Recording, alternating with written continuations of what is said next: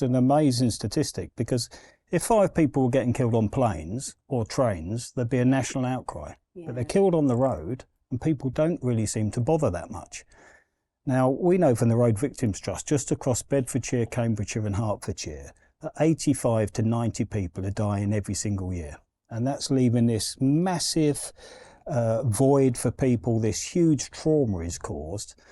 Now, thankfully now, I'm part of a charity that can provide face-to-face support for everybody that needs it, everybody who's affected. And I can tell you that makes an enormous difference, as you know from your world as a family liaison officer. Yeah, and I think it's so important that the victim's voice is gone. So it's actually now more so about the family's voice. And when you say, 5 a day, that's horrific. And it's also avoidable if people just didn't use their phones, if they paid attention, if their cars were roadworthy. But I think, from my perspective, the work that you do within the Road Victims Trust is so powerful in starting the healing process for those families moving on. No, I think you're absolutely right. Now, one of the problems about road death is quite often is the word accident. People refer to them as accidents. There has been an accident. Well, I can tell you these aren't accidents, because in 95% of the cases, these are human error. Yeah. So something is going badly wrong there, but there's this complacency around the word accident. These are collisions that are taking people's lives.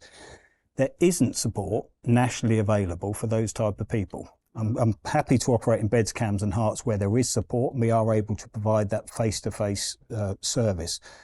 And I know from the people that we deal with who've lost their sons, their daughters, their husbands, you name it, their lives are in absolute pieces. And the best that we can do is start to give them some tools to help them to start to cope again with moving forward. But sometimes their voices just simply aren't heard. People are getting killed every day by people using a mobile phone when they're behind the wheel of a car.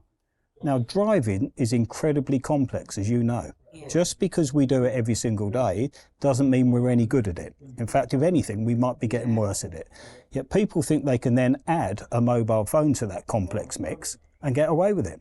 And look at the consequences. Absolutely horrendous. Yeah, and I think, we're talking about death, but actually sometimes I think the life-changing injuries, if they survive the collision, they are catastrophic as well. And then again, it's the family's voice that needs to be heard, thinking about the changes to their life, looking after their loved one, the impact of all the medical interventions and things like that. So lots of times in the police, I can remember thinking I'm really good at questioning, but sometimes I used to think, and reflecting back, was I so good at listening? And I think that's absolutely one of the skills that you at RVT can give, that you listen to their voices. And I think that's quite unique in that you have the face-to-face, which I think it's massive for somebody who needs your service. They don't want to do it over the telephone.